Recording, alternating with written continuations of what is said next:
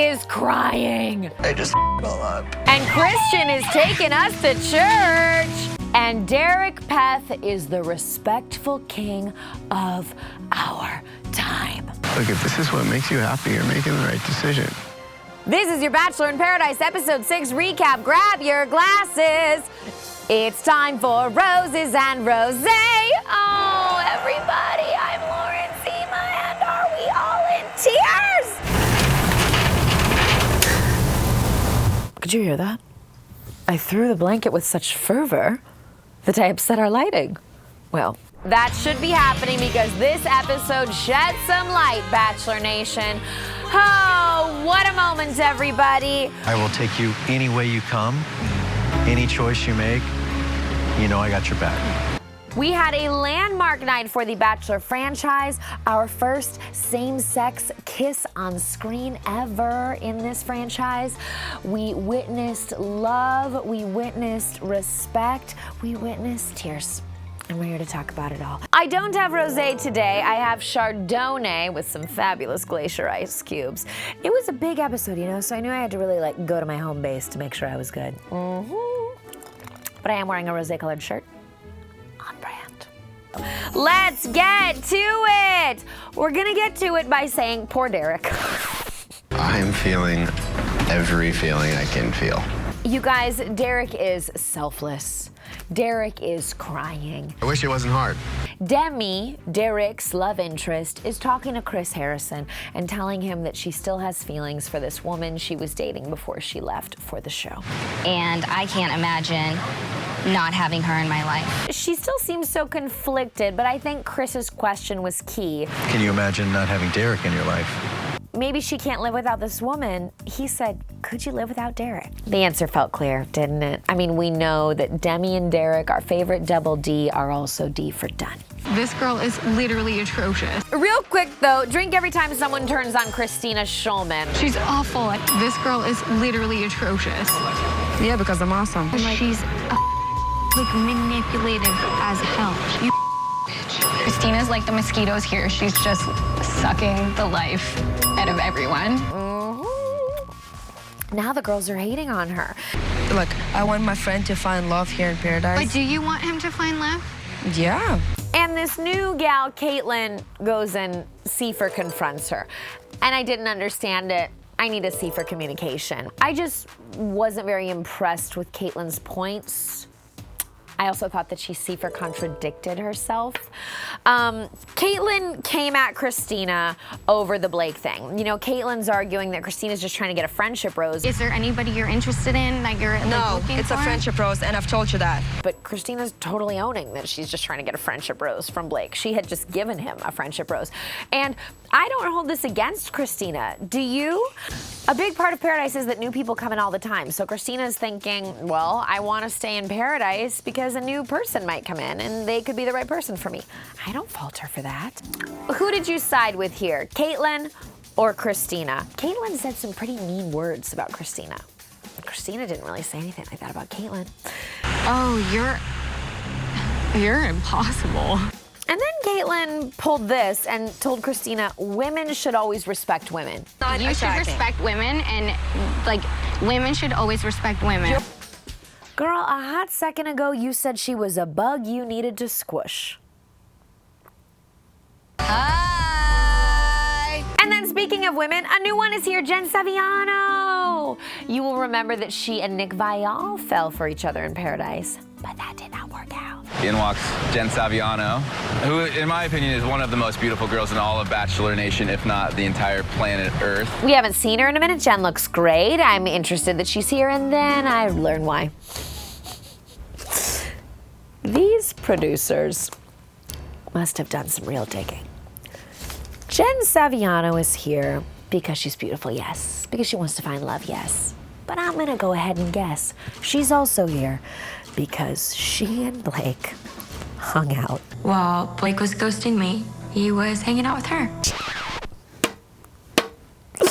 Oh my God, I wrote down, I wanna throw up. Jen Saviano was not a stagecoach. She did not hook up, but she's gorgeous. She really is.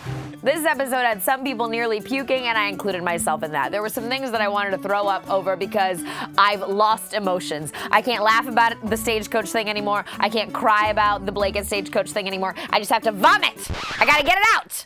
I gotta get it out of me. I can't take it, you know? But Jen's feeling things out. She talks to Dean. Dean, $10 on Dean. Dean, you want to chat?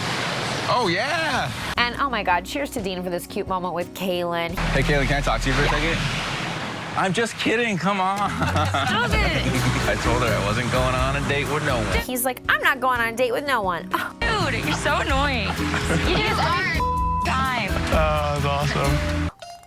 Dean, I love you and your mustache's joint solidarity. Hi, Chris. You want to go talk? Sure. Katie kind of made a mistake with Chris. Things are going well with them, but Katie also told him, you know, if a new girl comes in, feel free to date her. What did you say? I just like told Chris to do whatever. I was like, hey, go out with whatever girls you want. And drink every time Katie says that that was a self-defense mechanism. I'm afraid of getting hurt a little bit. Just to protect myself. I was putting up a wall to protect myself because I'm trying to protect myself. Drink every time Katie says she self-sabotages. Self-sabotage just to protect myself. Self-sabotaging. And drink every time Katie cries. And I know I deserve it all. And it's annoying. Now here I am, crying on the beach. Please drink responsibly. Like, I want this to bring me more clarity. Okay. I've made a decision. We have to change. We must grow. We need to evolve. And it is necessary that we accept the word clarity. You wanted to bring you more clarity? Yes. My body's rejecting this. I know, but we have to. They're saying it so much. I think it's the new journey. I think it's the new amazing. I think it's the new open, vulnerable, honest. Clarity is here to stay. I drink every time someone said clarity. You wanted to bring you more clarity? Yes. I wanted to bring you more clarity, too. Clarity and did you find any clarity? So I could get some clarity. Please drink responsibly. I don't know if there's a new producer who's joined the crew and it has incorporated the word clarity. I don't know, but it's not going anywhere. That much is clear. Okay, I've evolved and I welcome it. So Chris is feeling quite shook by Katie telling him, date somebody else, okay? You're a free man. And Jen asks him on the date and he says, okay. We're gonna go on a boat, maybe? A boat would be good. And they say they hope it's a boat date. Me too. But then the boat date takes a turn to puke. Yeah, it's rough waters, you know, and Chris nearly vomits. The theme of this episode is purging. There are sailboats and there are barf boats, and this is the latter. And a barf boat feels right for this season of Paradise. It does. But Chris and Jen push through, you know, and they're hanging, and they're hot tubbing, and they're kissing. And Katie is reminiscing. I know Chris really likes me. And regretting. I just f***ed all up. And how are you guys feeling? I almost wanted Katie to just go jump in the hot tub and be like, I like you! Ah! But she didn't. Instead, she just talked through everything with everyone else. And then Nicole is singing to Clay. Your biceps are so yummy. Won't you come and be my honey? Oh, okay. Ooh. Okay. Cheering from the sidelines, you take away my frown lines. Ba-dum-bum. Oh. She's a beautiful voice. The lyrics weren't there for me. Okay, moving on, because we must purge. We get a moment where Blake is lamenting that America hasn't seen his fun side. I literally came here with the idea of like, oh my God, America's gonna see my fun side. Me too. Blake, I beg to differ. We've seen my fun side. We know, and we've seen, and we've heard about all the fun you had. Drink for all the couples in the pool. Dean and Kaylin, Hannah and Dylan. PDA hard. Everyone is all in. Dim, can I steal you for a sec? Yeah. But now things are about to get serious and important. Chris Harrison is here, and he's brought Kristian for Demi. Yes, Demi's gal Kristian is here, and Demi cries upon sight of her. It's a really beautiful moment. They reach for each other, they kiss each other. It's beautiful. Surprise. Oh my God, I'm shaking.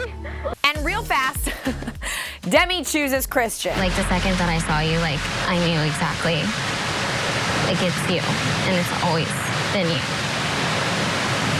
And I want to be with you. She obviously has a bigger history with Kristian than she did with Derek. She says that seeing Kristian was kind of the final piece of the puzzle. It made her realize that the feelings for Kristian were where she wanted to be. I'm glad that you're moving towards what makes you happier. And while, like, that sucks to know it's not me, I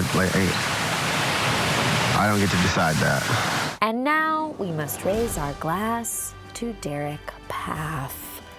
That was a slant rhyme, but it was worth it because Derek Peth is worth it, you guys. Someone date Derek.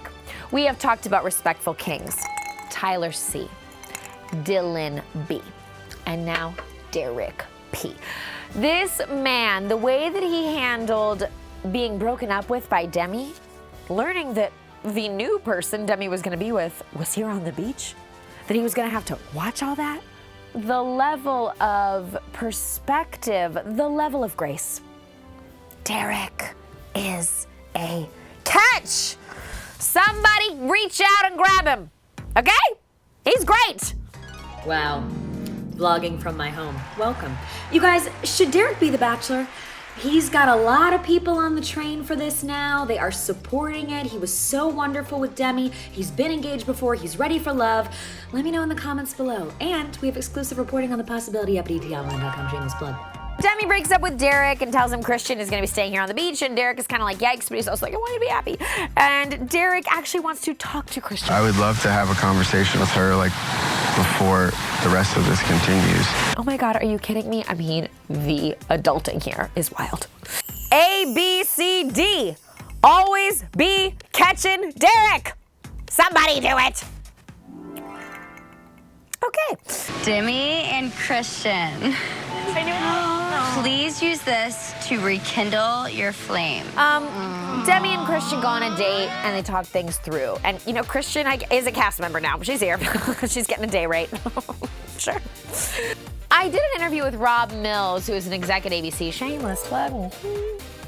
And he pointed out this is not the first time that someone who wasn't a franchise alum was brought into paradise, that Ashley Iaconetti's sister was brought into paradise. So this is not a first, but a woman and a woman dating each other on Paradise is a first. And I love seeing their date. And I want to commit to you.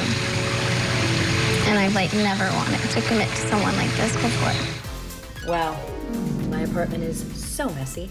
I'm a woman on the go, you know? And I want to speak about two other women a little bit more, Demi and Kristian, because a lot of people are still comparing Demi to Jed Wyatt, saying that she schemed in having a relationship before coming onto the show. I'm going to interview Demi and I'm going to ask her about this because I want to hear her address the allegations. But I will also say that I am just so happy to see a same-sex relationship on the show, to see it embraced, to see the two of them get a date together, kiss, that I just want to revel in that a little bit, you know? So we will investigate more. What an episode it was. Of course, let me know your thoughts in the comments below. I am on Cameo if you want a personal message from me, yo. And I love you all so much. Thank you, thank you, thank you for watching. Bye! Oh, look at your socks. You know who else is great? This guy. That's all. We're just loving on great men.